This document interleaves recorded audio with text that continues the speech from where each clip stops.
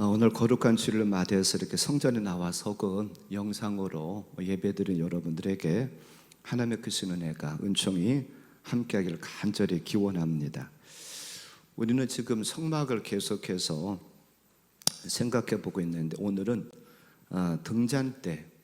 등잔대에 대해서 생각하면서 은혜를 함께 나누려고 합니다. 요즘 우리가 가지고 있는 개역개정 성경에는 등잔대라고 그렇게 번역을 해놨는데 전에 성경에서는 등대 그렇게 번역을 했었어요.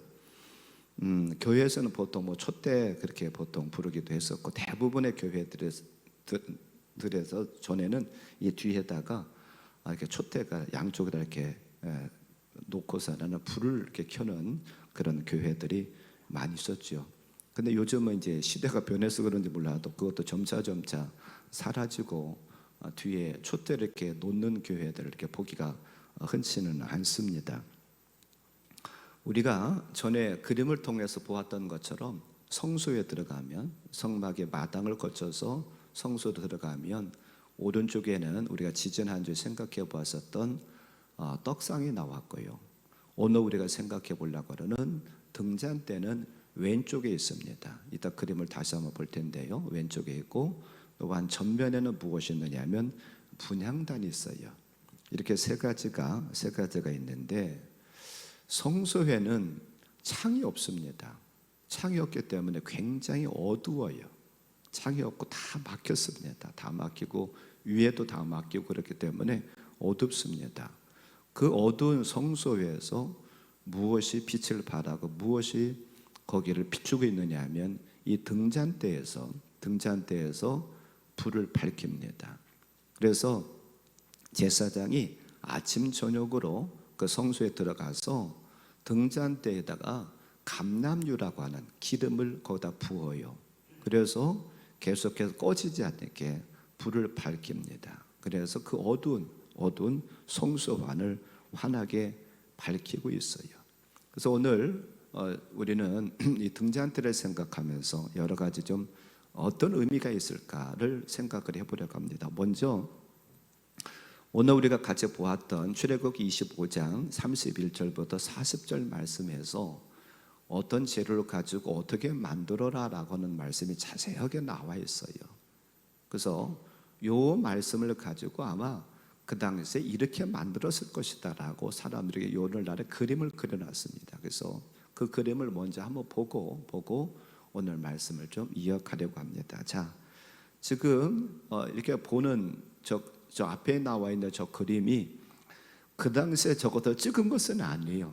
저것을 찍은 것은 아니지만 요즘 후대 사람들이 성경 말씀을 보면서 아마 저렇게 생기지 않았을까, 저렇게 하나님께서 만들라고 하시지 않았을까, 그렇게 생각을 하면서 그린 겁니다. 자, 저기 보면 원줄기가 하나가 있어요.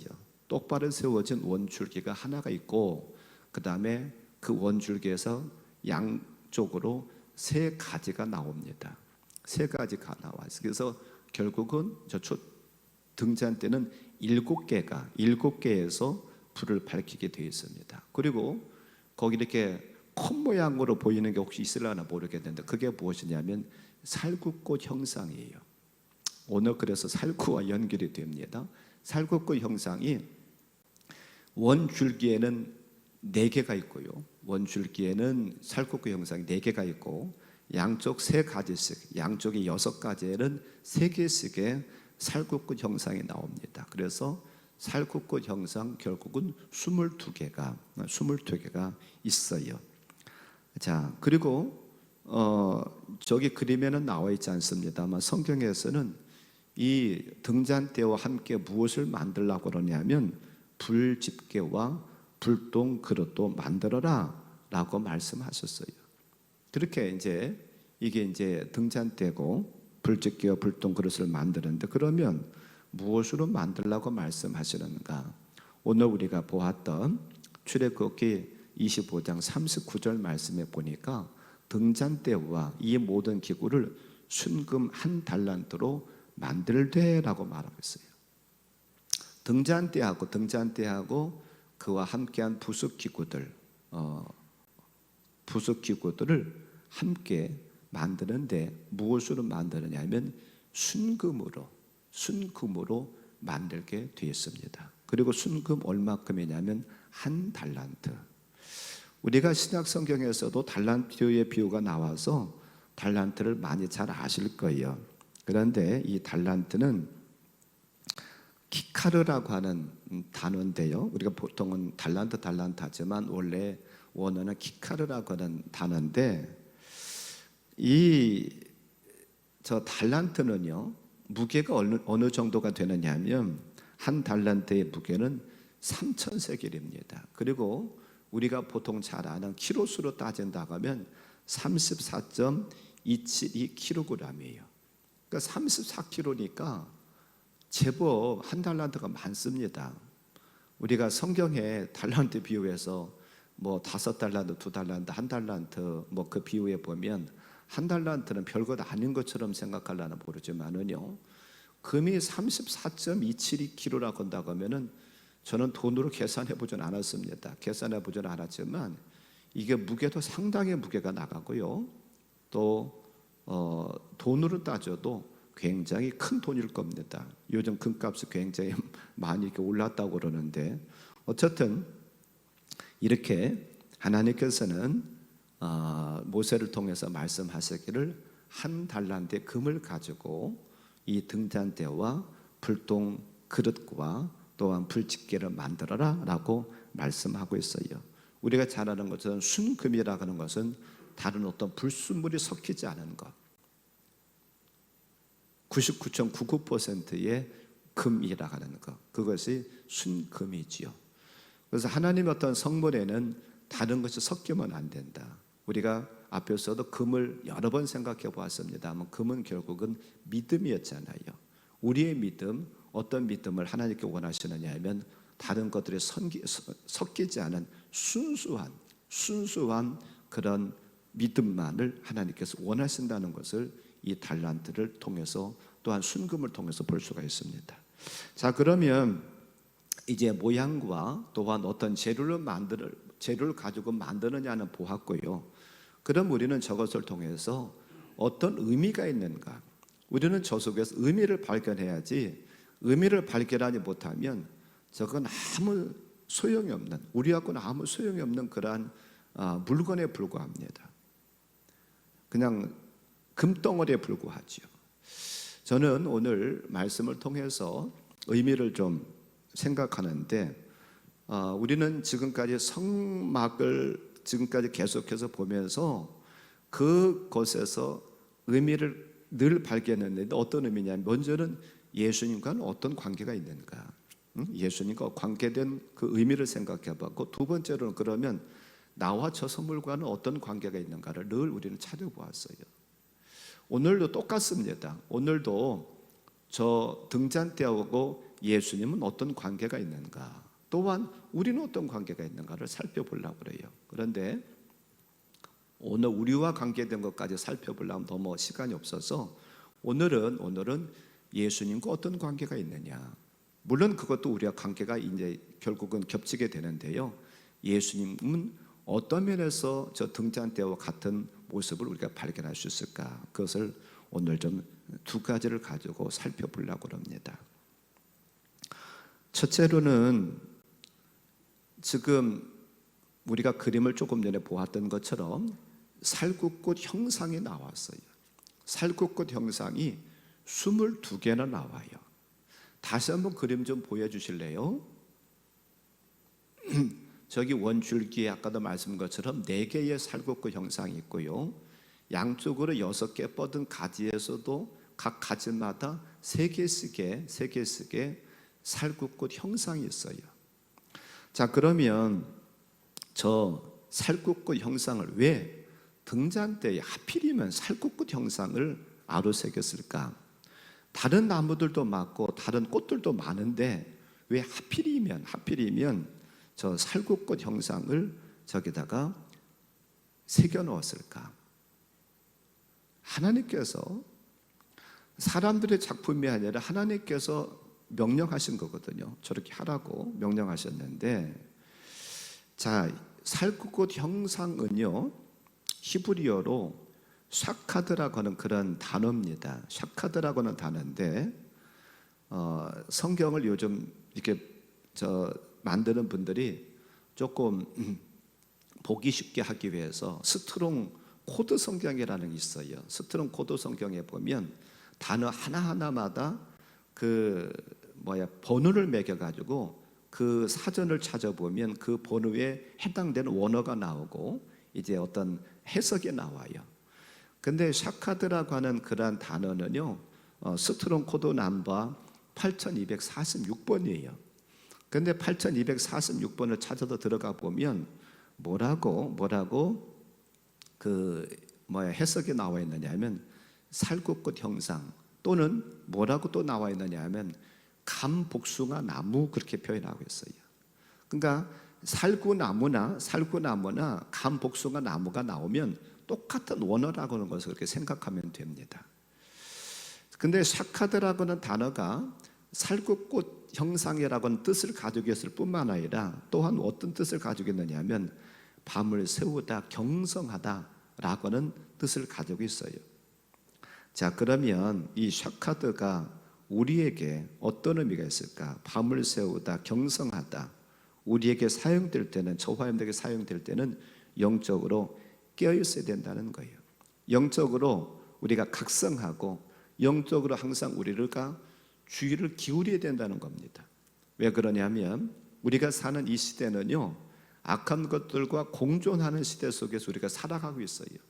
그래서 우리가 주의를 기울이지 아니하고 경성하지 아니하고 깨어있지 아니하면, 자칫 잘못하면 저와 여러분들이 넘어질 수도 있고 악한 것들에게 빠질 수밖에 없다는 사실을 우리가 꼭 기억하길 바랍니다. 그래서 우리는 부단히 애써야 돼요. 우리가 예배에 열심히 참석하고 하나님과 관계를 유지하기 위해서 영적인 호흡인 기도하고 말씀 보고 봉사 권신하고 이런 생활을 통해 가지고 저와 여러분의 신앙이 절대로 나태해지지 않기를 합니다. 경성하기를 바라요. 깨어있기를 합니다.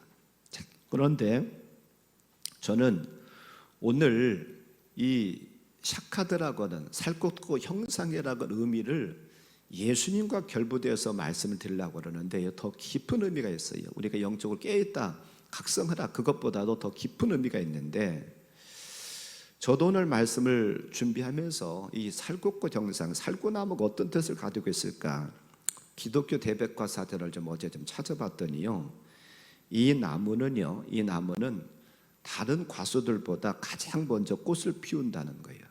가장 먼저 꽃을 피우고 잎이 나기 전에 이미 꽃이 먼저 핀다는 거예요.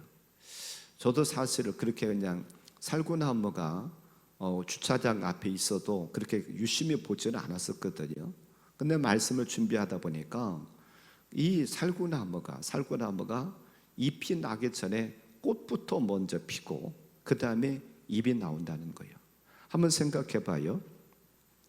꽃을 가장 먼저 피웠으니까 열매도 가장 먼저 맺지 않겠어요? 저도 말씀을 준비하면서 곰곰이 생각해 봤어요.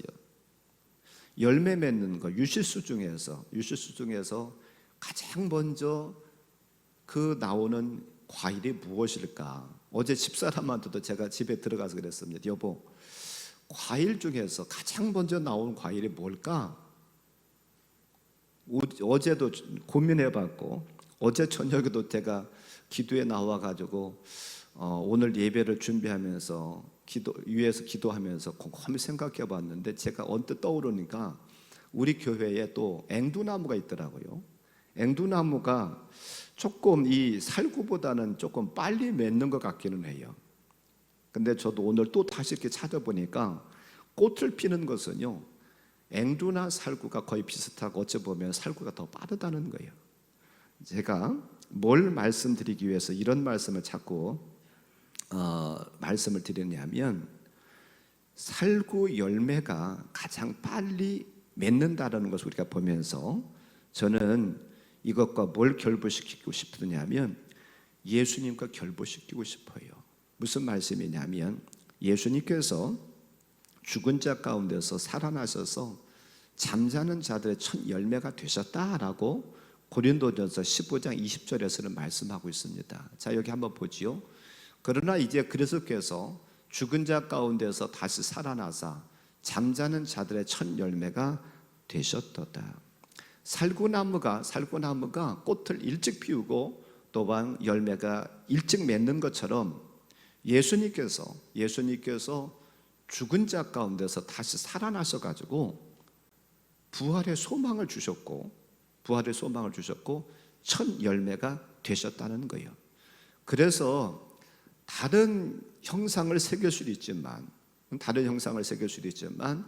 그 등잔대에다가 살구꽃 형상을 새기라고 하나님께서 말씀하셨다는 거죠. 우리가 그 살구꽃 형상을 보면서 나도 부활할 수 있어 라고는 소망. 민수기 16장에 보면 고라가 반역을 합니다. 왜 고라가 반역을 하느냐 하면 모세와 고라와의 관계는 한 사촌지간이 굉장히 가깝습니다. 가까운데 아론과 모세는 지도자라고 해가지고 명령만 하고 고라는 그 명령을 따라야 되는 거예요.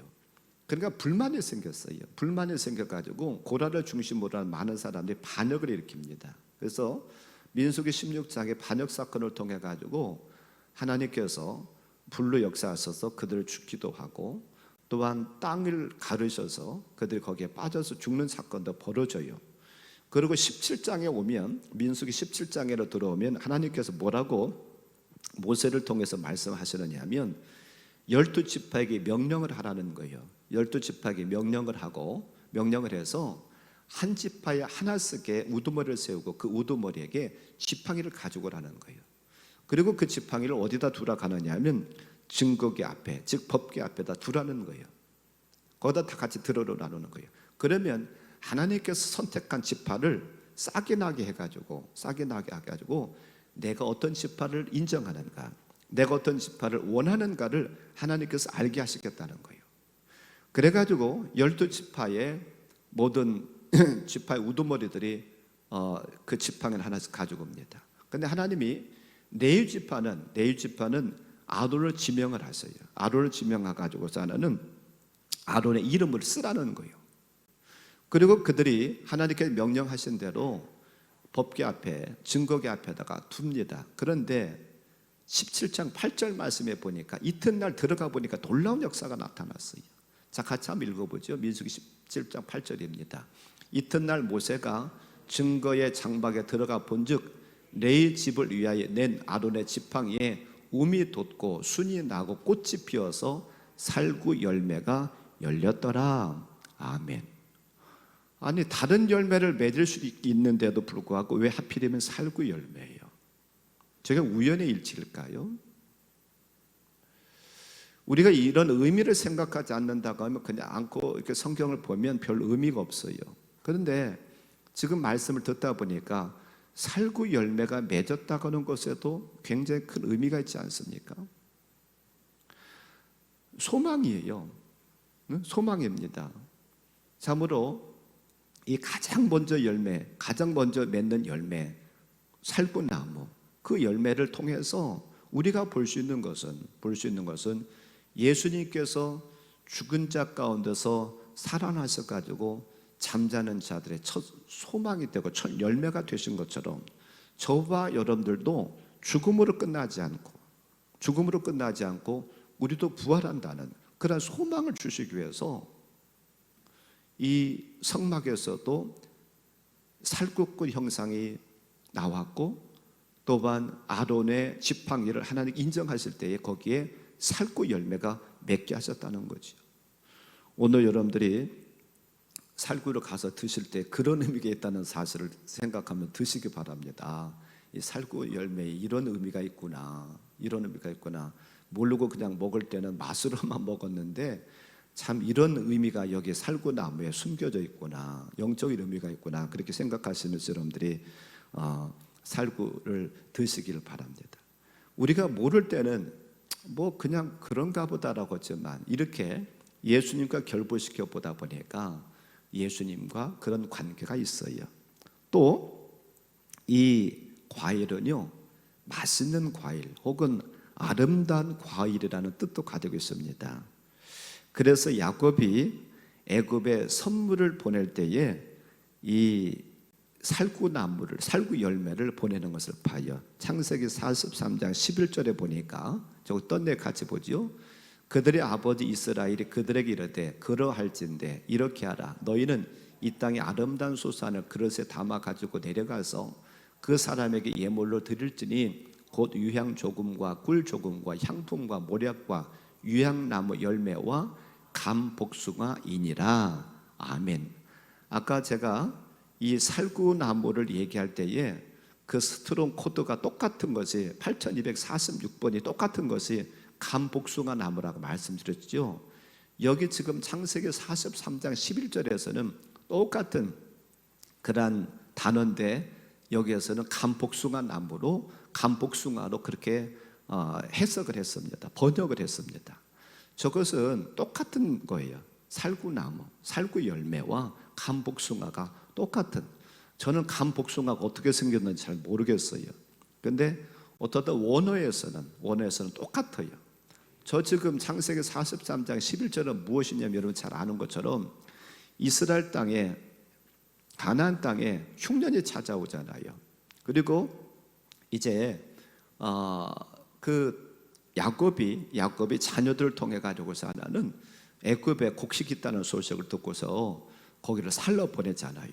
살러 보내는데 다 한번 갔다 와가지고 한번 두 번째 가면서 자기 아들이 잡혀있고 하는 그런 모습 속에서 지금 저렇게 보내는 거예요. 근데 지금 뭐라고 그래요? 그 아버지가 하는 얘기가 이렇게 하라. 너희는 이 땅의 아름다운 소산을 그릇에 담아 가지고 내려가서 그 사람에게 예물로 드릴지니, 그러면서 예물 얘기가 쭉 나와요. 그 예물 중에 하나가 무엇이에요? 감 복숭아 나무 살구 열매를 갖다 드려요. 아름다운, 맛있는. 저는 이것을 이렇게 해석해 보고 싶습니다. 예수님이 어떤 분이신가? 우리가 지지난 주에도 생각해 본 것처럼 하나님의 말씀은 저와 여러분에게 영의 양식이었어요.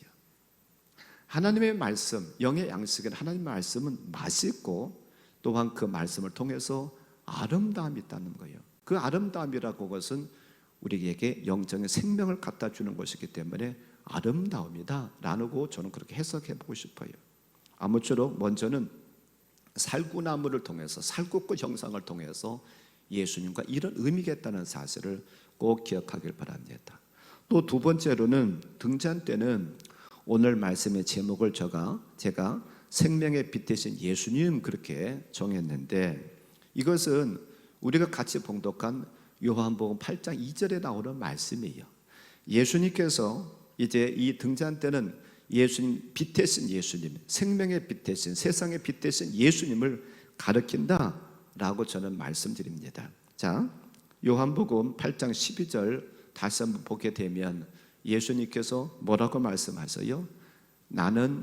예수께서 또 말씀하 이르시되 나는 세상의 빛이니 나를 따르는 자는 세상에 어둠에 다니지 않냐고 생명의 빛을 얻으리라.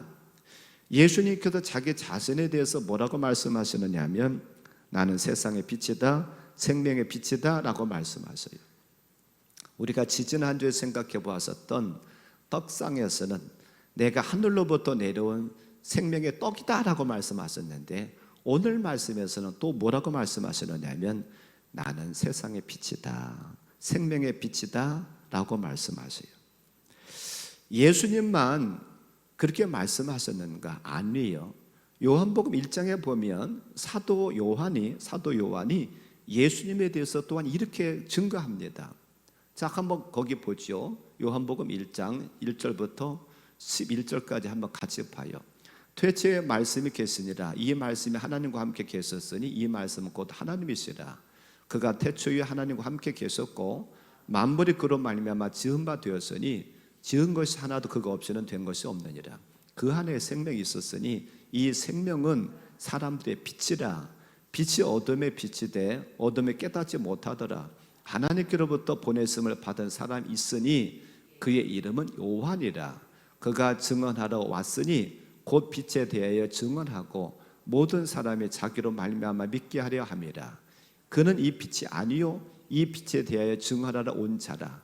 참빛 곧 세상에 와서 각 사람에게 비추는 빛이 있었나니 그가 세상에 계셨으며 세상 그로 말미암아 지은 바 되었으되 세상에 그로 알지 못하였고 자기 땅에 오매 자기 백성이 영접하지 아니하였으나. 아멘. 자, 저게 무슨 말씀이요? 사도 요한이 예수님을 증거합니다. 사도 요한은 예수님보다 6개월 먼저 태어났어요. 그리고 그가 자기 자신을 가리켜서 나는 그분의 앞길을 열기 위해서 온 자다라고 얘기를 합니다. 자, 그런데 지금 이 요한복음 1장에서 예수님을 어떻게 표현하고 있느냐 하면 4절 말씀에 보니까 그 안에, 여기서 그라고 하는 것은 예수님이라고 하는 거죠. 그 안에 생명이 있었으니 이 생명은 사람들의 빛이라는 거예요. 또한 그 빛 대신 예수님이 이 땅에 오셨대요. 이 땅에 오셨는데 그 빛을 사람들이요 받아들이지 않았다는 거예요. 참 안타까운 일이지요. 자, 12절 말씀에서는 자기 땅에 오매 자기 백성 영접하지 않았다. 그러나 영접하는 자, 곧 그 이름을 믿는 자들에게는 하나님의 자녀가 되는 권세를 주셨다라고 말씀합니다. 12절 말씀이에요. 영접하는 자, 곧 그 이름을 믿는 자들에게는 하나님의 자녀가 되는 권세를 주셨으니 예수님께서 이 땅에 빛으로 오셔서 그 빛을 그 이스라엘 백성들 유대인들에게 비췄는데도 그들은 그 빛을 받지 않았대요. 영접하지 않았다는 거예요. 그리고 도리어 그들은 예수님을 잡아서 죽이는데 앞장섰다는 거죠. 빛 대신 예수님을 영접하면 그 빛을 통해서 구원받고 영생이지만 그 빛을 받지 않고 그 어둠 속에 산다고 하면 결국은 멸망이라고 말씀하고 있어요. 창세기 1장 2절과 3절 말씀에 보면 이런 말씀이 나옵니다. 땅이 혼돈하고 공허하며 흑암이 깊음이 있고 하나님의 영은 수면 위에 운행하시니라. 하나님이 이르시되 빛이 있으라 하시니 빛이 있었고. 자, 저기 봐요. 하나님께서 천지 만물을 창조하셨을 때의 모습을 소개하고 있습니다. 2절 말씀에 보니까 땅이 혼돈하고 공허하며 어떤 질서가 없다는 거예요. 또한 흑암이 뒤엎고 있었다는 거예요.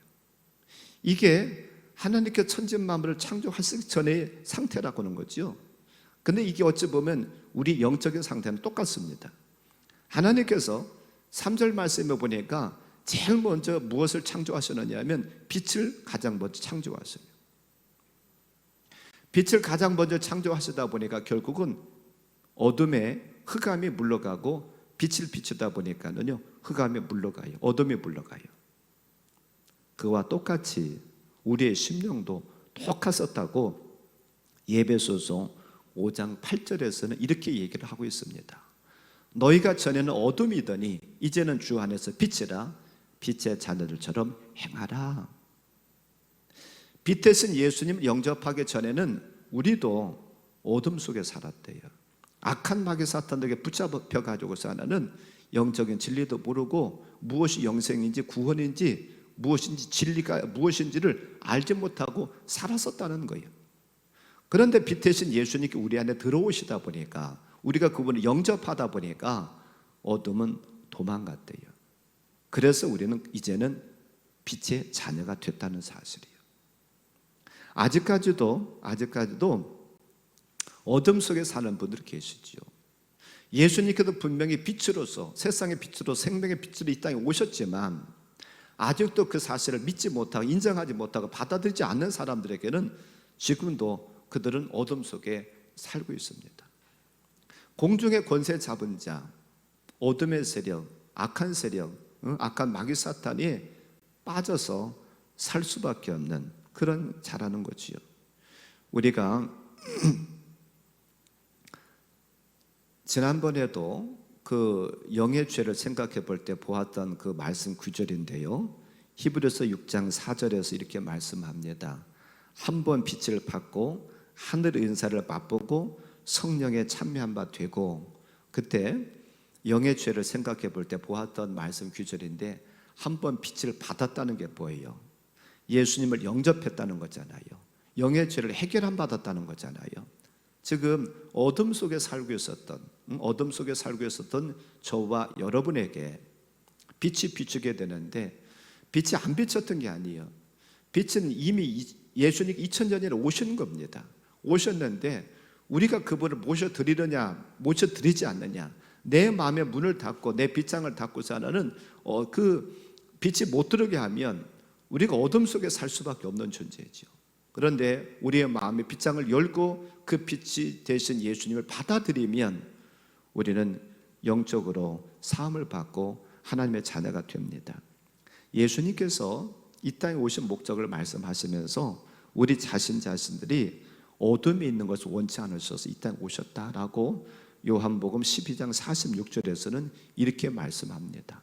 나는 빛으로 세상에 왔나니 무릇 나를 믿는 자로 어둠에 거하지 않게 하려 함이로다. 지금 저 어둠이라는 것은 무엇이에요? 결국은 죽음, 멸망이지요. 악한 것들에게 붙잡힘 돼가지고서 나는 거기서 살다가 예수님 모르고 살다가 죽음으로 끝날 인생, 그런 인생을 위해서 예수님께서 이 땅에 나는 빛으로 세상에 왔다 라고 말씀하세요. 그런데 참 안타까운 것은 예수님께서 세상에 그렇게 오셨건만 영접하는 자는 그렇게 많지 않다는 거예요. 요한복음 3장 19절 20절에서는 또한 이렇게 말씀합니다. 그 정죄는 이것이니 곧 빛이 세상에 왔을 때 사람들이 자기 행위가 악함으로 빛보다 어둠을 더 사랑한 것이니라. 악을 행하는 자마다 빛을 미워하여 빛으로 오지 아니하나니 이는 그 행위가 드러날까 함이요. 어둠에 거하던 자들이 빛을 받아들이기를 어려워한대요. 왜요? 빛이 비치면 내 어두운 모습, 내 죄된 모습이 다 드러날 것 같으니까는요, 그냥 죄에서 계속해서 살고 있다는 거예요. 참 안타까운 것이죠. 드러난 대로 주님 앞에 회개하면 그런 내 어두운 과거를 다 청산할 텐데, 그 내 과거를 청산하기가 힘들어서, 그거 부끄러워서 그거 붙잡고 나는 빛으로 나오지 못하고 있다는 거예요. 어둠 속에 계속해서 살고 있다는 거예요. 이건 참 안타까운 일이지요. 그래도 우리는 다행스러운 저와 여러분들이죠. 빛 대신 예수님을 나의 구세주로, 나의 구주로 고백을 하고 받아들였으니까, 우리의 마음의 문을 열고 받아들였으니까 참 다행스러운 일입니다만, 아직도 어둠 속에 거하는 사람들이 많이 있습니다. 그래서 이제 결론적인 말씀을 드리려고 그러는데, 고린도전서 1장 18절 이렇게 말씀합니다. 십자가의 도가 멸망하는 자들에게 미련한 것이요 구원을 받는 우리에게는 하나님의 능력이라. 아무쪼록 저와 여러분들이 예수님의 십자가의 빛을 통해서 구원받았습니다. 우리 주변에는 아직도 어둠에 거하는 사람들이 많이 있어요. 안타까운 일이죠. 빛이 와서 빛을 비치기만 하면 될 텐데, 오늘 아침에도 제가 조금 예배 전에 나와서 좀 기도하고 있는데 불을 안 켜고 기도하니까 굉장히 어둡더라고요. 그런데 이제 반주자님 오셔가지고 불을 다 켜니까는 환해지더라고요. 우리의 심령도 마찬가지지요. 주님이 오시기 전에는 우리가 어둠에 거했었어요. 악한 것들과 동행하면서 어둠에 거했었는데, 빛 대신 예수님을 통해서 우리의 어둠은 물러갔습니다. 그런 빛을 우리의 구세주로 늘 느끼며 살기를 바라고, 또한 아직도 그 빛을 인정하지 못하고 어둠 속에서 거하는 자들을 빛 가운데로 인도하는 저와 여러분의 삶이 되시기를 주님의 이름으로 간절히 축원합니다. 대부분들의 유대인들은 예수님이 이 땅에 오셨을 때에 예수님을 빛으로서 받아들이지 않았어요. 그러나 소수의 사람들만 빛 대신 예수님을 인정했습니다. 그리고 예수님 받아들였어요. 그리고 그 소수의 사람들을 통해서 하나님의 놀라운 복음과 빛은 세계 만방으로 퍼져나갔습니다. 이제는 누가 그런 역할을 해야 되느냐면 저와 여러분들이 그 역할을 해야 돼요. 모르는 사람들이 못하지요. 우리는 이미 빛을 받았으니까 그 빛을 나누는 삶을 살아가야 됩니다. 그거 관계돼 가지고는 제가 다음 주에 더 자세하게, 더 정확하게 더 말씀을 드리겠습니다. 아무쪼록 빛 대신 예수님 우리가 인정하고 그 빛을 늘 통해서 우리의 삶이 행복하고 우리 영적인 앞길이 환하게 비춤받는 그런 저와 의 삶이 되시기를 주님의 이름 간절히 축원합니다. 오늘 말씀 생각하면서 한 1분 동안만 같이 기도하겠습니다.